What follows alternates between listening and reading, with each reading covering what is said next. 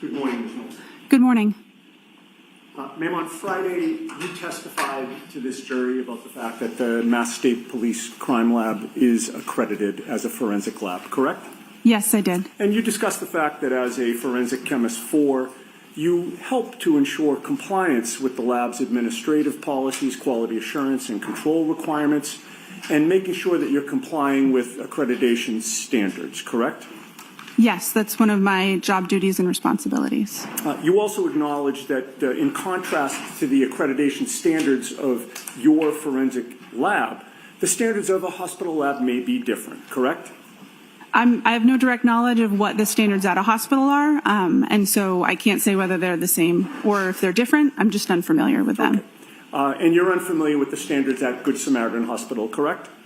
Correct. I have no direct knowledge of their accreditation status or requirements or body.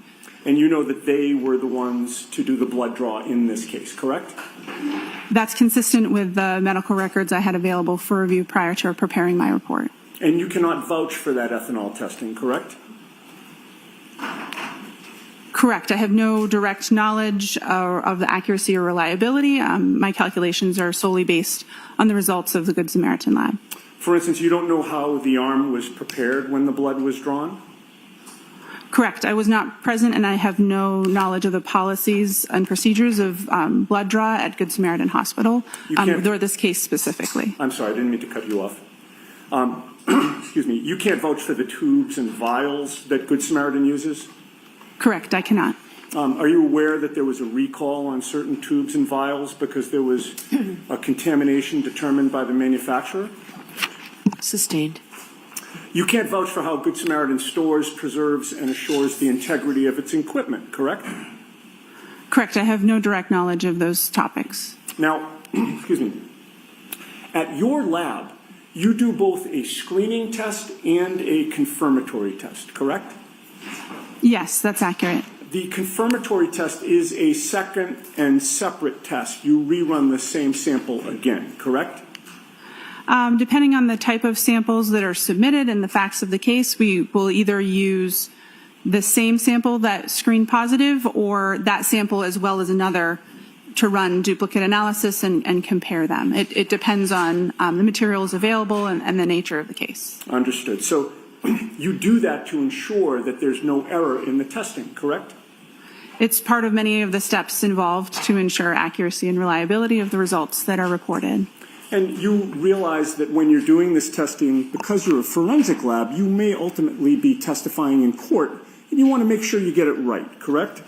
Yes. And the confirmatory test acts as a fail-safe against false positives, for example. Correct. The screening and the confirmatory test are typically using different methodologies or different techniques to ensure that a false positive under one technique would not have similar issues with the confirmatory technique. Okay. In this case, your lab did not do any confirmatory testing, correct?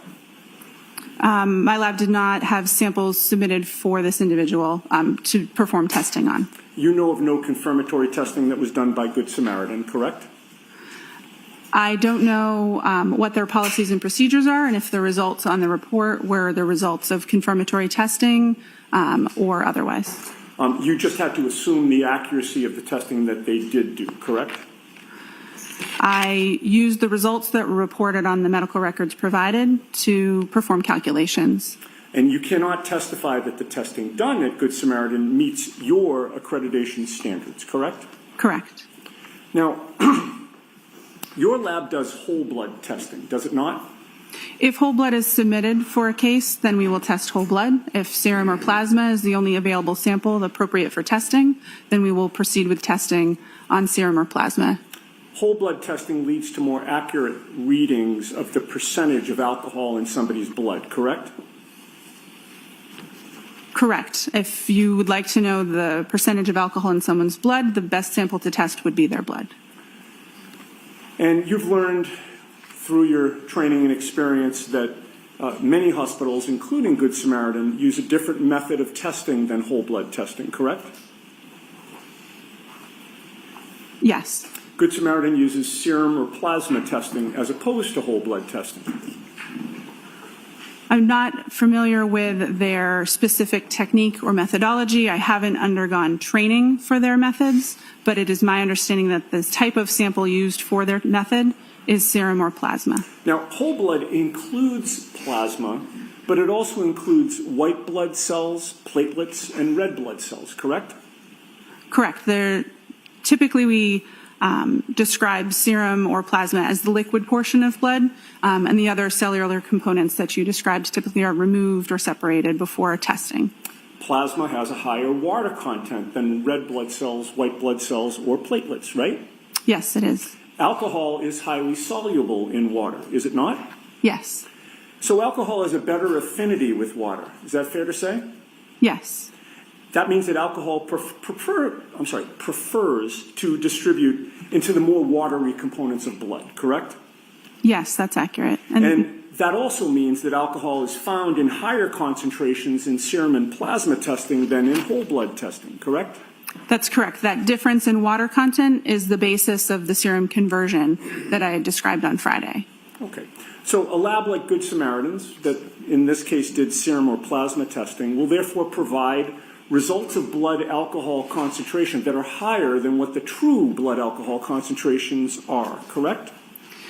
The serum alcohol or plasma alcohol concentrations that they report on their medical records would be higher than the corresponding blood alcohol concentration. That's correct. So to translate the Good Samaritan results into a more accurate reading of blood alcohol content, you need to convert the serum and plasma results to what those results would be in whole blood testing, correct? I'll allow it. Can you answer it as stated? Yes. The accuracy of the value isn't changed by the reading. It's a different value. It's a serum or plasma alcohol concentration versus an estimated blood alcohol concentration. So, if it is helpful or relevant to know what the whole blood analysis would have been if the testing had been performed on whole blood, then that conversion, starting with the serum alcohol or plasma alcohol concentration, is helpful to do. But to calculate a precise conversion rate, you'd first need to know precisely the amount of water in somebody's blood, correct? The range of serum factors or serum conversion factors that are used in the preparation of my report and the calculations that I performed accounts for total body water variation from individual to individual. The reason I use between 13 and 19% and not just one single value is because I don't know the specific conversion factor that would be appropriate for an individual when I have medical records to review. I think that was a long way of saying yes to my question, right? My question was to calculate a precise conversion rate for somebody, you'd first need to precisely know the amount of water in that person's blood, correct? Sustained. Ask it differently, Ms. Giannetti. Is it scientifically possible to predict with accuracy a precise conversion rate for one individual person? Yes. Everybody has a different amount of water in his or her blood, correct? There is a normal variation between individuals. I'm sorry, I'm going to do my best to ask yes or no questions, and then if there's an explanation, Mr. Lally can stand up afterward and have you explain, but So this will go more quickly. No comments. Just go ahead and ask a question. Ms. Sure. Giannetti. Everybody has a different amount of water in his or her blood, correct? Yes. And there are a number of factors that influence the amount of water in somebody's blood, correct? Yes. What is hematocrit? I don't know. Hematocrit is the percentage of red blood cells in whole blood cells. Do you know that? Sustained. Are you aware that individual hematocrit can vary and that it affects the water content in blood? Sustained. Would somebody's age be a factor in determining the amount of water in their blood? I don't know. Could somebody's gender affect the amount of water in their blood? Yes. Could when somebody had eaten and what somebody had eaten before the blood was drawn affect the amount of water in their blood?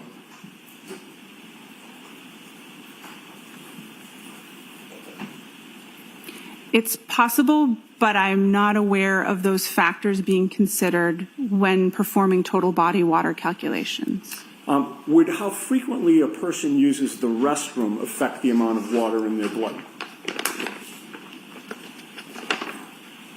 As it would relate to their state of hydration, it's possible, but again, I'm not familiar with performing precise calculations on individuals. It's not a routine part of my job, and it's not in the scope of my expertise. Would some medications, potentially affect the amount of water in somebody's blood?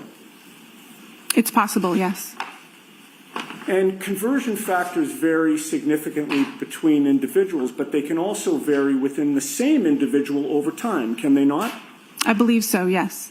And all of the factors that we've discussed that you've adopted can impact the conversion factor that is used, correct? Yes. And there is no one universally agreed upon conversion factor, correct?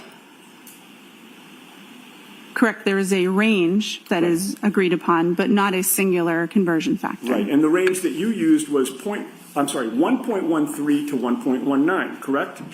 Yes. You recognize, however, that with all the factors affecting the amount of water in somebody's blood from person to person, and even within one person over time, some people can fall outside the range that you used, correct? Yes. And you recognize that some studies have shown a conversion rate from serum to whole blood can be higher than 1.19, correct? Yes. Are you aware of a study by Rainey, R-A-I-N-E-Y, reporting conversion rates as high as 1.59? Yes. And if the conversion rate is higher, that would mean that the actual blood alcohol concentration would be lower, correct? Yes. So if you're using a range of conversion factors that does not capture what the conversion factor should be for the individual that you're testing, you can't have confidence in the result, correct? Correct. The range that is utilized is looking at studies of large groups of people to try to capture as accurately as possible most individuals in the population, but it would not cover 100% of scenarios with all the factors that you've described.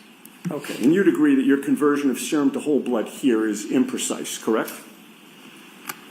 The conversion was performed within the policies and procedures of the laboratory and the best practice recommendations for my field. But it is imprecise.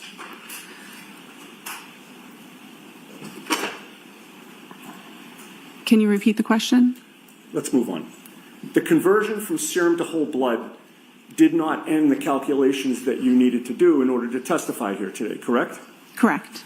The conversion from serum to whole blood only translated what Ms. Reed's blood alcohol supposedly would have been, or was, I'm sorry, at the hospital at 9:08 a.m. on January 29th of 2022, correct? Yes. You were asked to try to find out what her blood alcohol level would have been 7 or 8 hours earlier, closer to midnight or sometime between midnight and 1 a.m., correct? The time utilized for my calculations was 12:45 a.m. So you started with the results that you obtained from your serum to whole blood conversion, right? Yes. Which was an imprecise calculation? Which was intending to cover the majority of population. But was it and imprecise? It followed the policies and procedures of my laboratory. What was the precise number then? Was there a precise number or was it imprecise? The range. I'm not talking about a range. I know that you'd like to say that. Was there a precise number, ma'am? The results of my report was not a single number. It is a range of numbers. Let's move on, Ms. Giannetti. Yes. Then once you get that range, you have to do an extrapolation on top of that to figure out what the blood alcohol concentration would have been at 12:45, 7 or 8 hours earlier, correct? Yes. But in order, in order to do that extrapolation, you need to make assumptions about things that you do not know, correct? Yes. In terms of processing alcohol, there is an absorption phase, a plateau, and an elimination phase, correct? Yes, that's accurate and consistent with my understanding. And during the absorption phase, blood alcohol concentration can be rising, correct? Yes.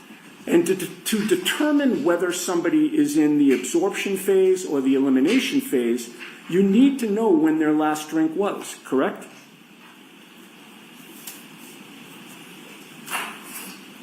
Yes, if you're performing that type of calculation, or if you're trying to determine if they've reached their maximum, that would be helpful information to have. The longer the time between the last drink and the test, the more variability and potential for error there is in the extrapolation, correct? Can you ask the question again, please? In this case, you assumed that Ms. Reed's last drink was at 12:45 a.m., correct? No. The calculation assumed for the maximum calculation that no alcohol had been consumed between 1.5 and 2 hours prior to that time interval start at 12:45 a.m. Okay. And the test wasn't until 9:08 a.m.? Yes. The range that you came up with was 0.14 to 0.28%, correct? Yes, 0.14 to 0.28 grams percent. And that was a very wide range, was it not? It certainly is. 0.28 is double 0.14? Yep.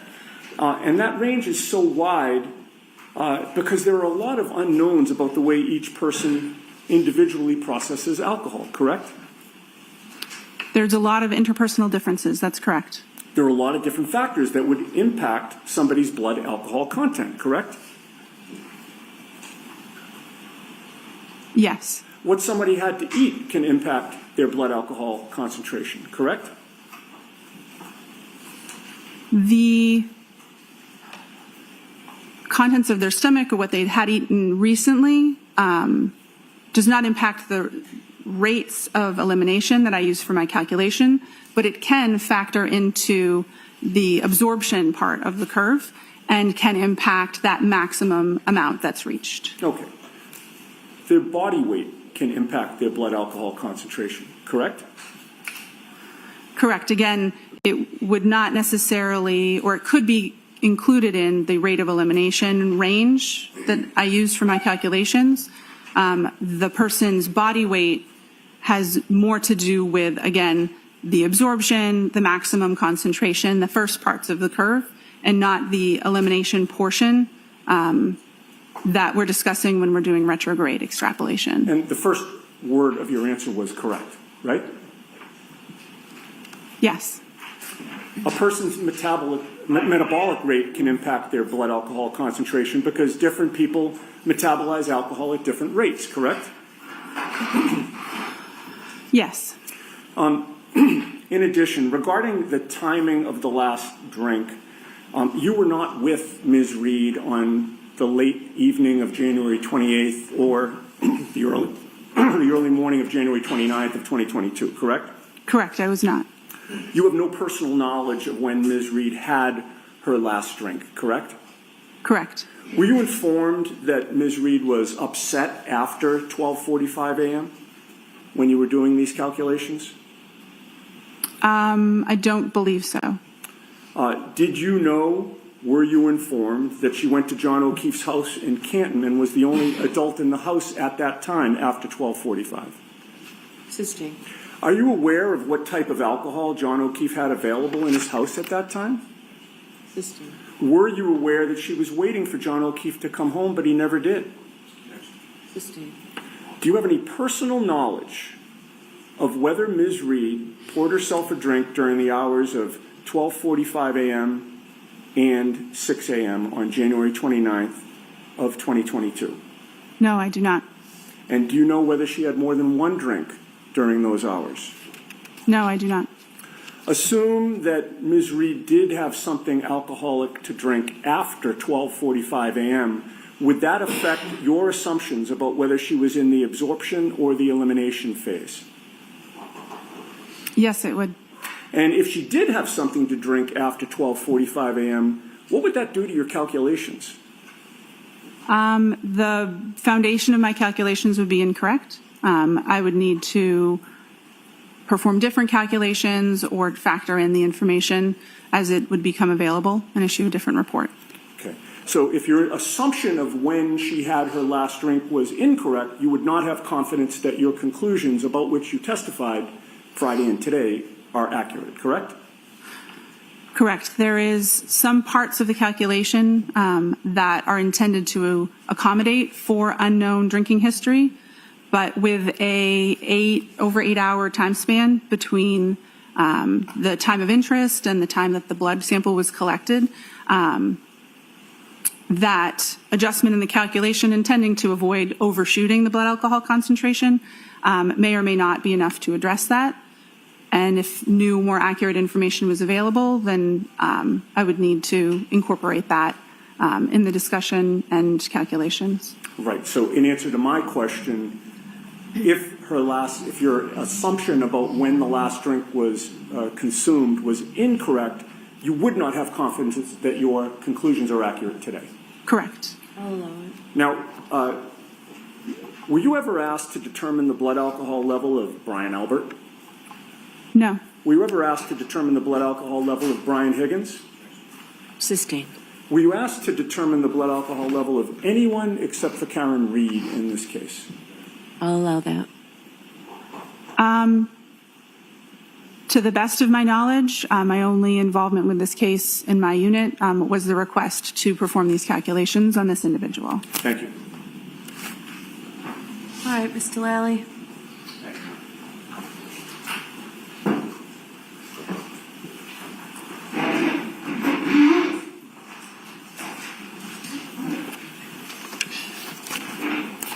Good morning, Ms. Knowles. Good morning. Now, again, how many serum conversions have you performed over your years at the lab? It's hard to know an exact number, but at least over 100. And the ethanol reading or the alcohol reading within Ms. Reed's medical records that you testified to previously last week, what was that reading again? 93 milligrams per deciliter. And that reading in milligrams per deciliter, is that typical for how you would see alcohol recorded in hospital records? Yes, it is. And specifically hospital records that you would then be asked to perform a serum conversion on? Yes.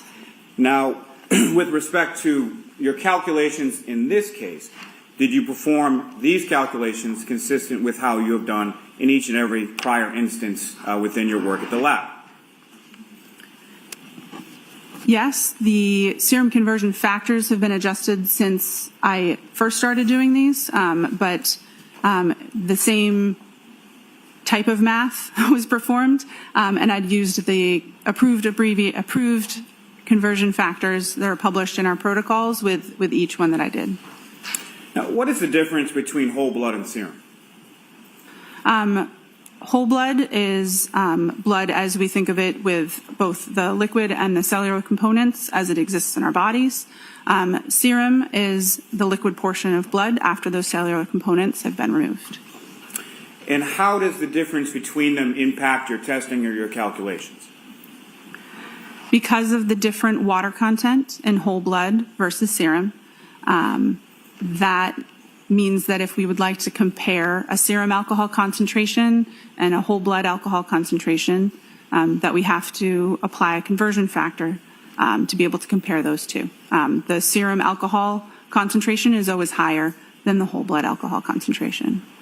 And that difference, is that accounted for within the calculations or the conversion factors that you utilize?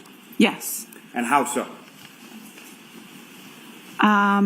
The conversion factors, by dividing by 1.13 and 1.19, can adjust for the difference between the water content and therefore the serum and whole blood ratio that's observed in studies. And that change in conversion factors, does that benefit the defendant in this case? Objection. I'll allow it. Or ask it differently, Mr. Sure. Chairman. The change in conversion factors recently implemented in your lab and your protocols, who does that benefit?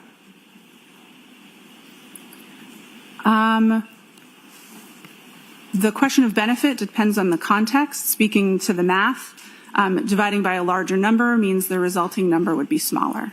So the whole blood alcohol concentration numbers would be smaller when using the current between 13 and 19% factors, as opposed to the previously used between 12 and 18% factors. Now, these conversion factors, where again do they come from? The conversion factors come from published studies involving individuals that consumed alcohol, had samples collected from them, and their whole blood and their serum alcohol concentrations were compared. Those conversion factors are present in the protocols in use in the laboratory where I work, and they're also consistent with best practice recommendations or consensus body documents in the field that I work. Now, you were asked on cross-examination about a number of different factors. Are those factors incorporated within the conversion factors in the published scientific literature supporting those conversion factors? By basing it on studies with like a large number of people, that's the intention, is to capture the interpersonal differences in different factors within that range that's used. Now, if you know, how much in the elimination phase, as far as bladders are concerned, how much loss of alcohol is concerned in the elimination phase with reference to bladder loss?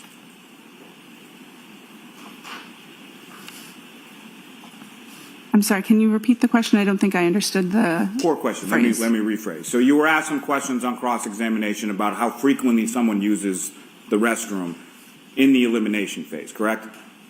I believe I was, yes. Right. And do you have any idea from your training and experience as far as how much alcohol is typically lost by an individual during the elimination phase through the bladder? Objection. Do you know that? I do. Okay, you can answer it. Less than 5%.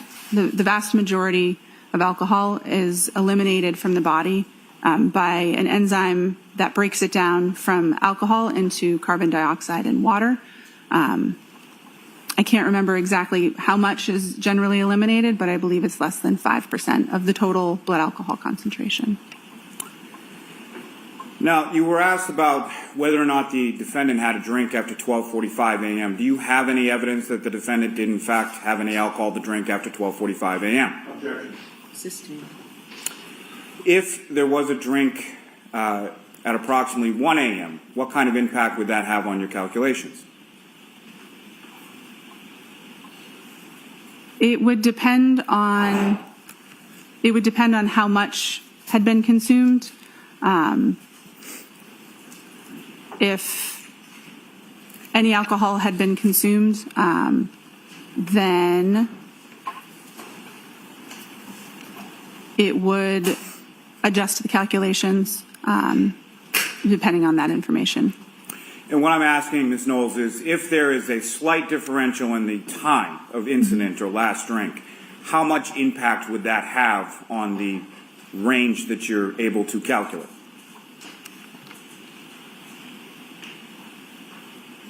I'm not sure.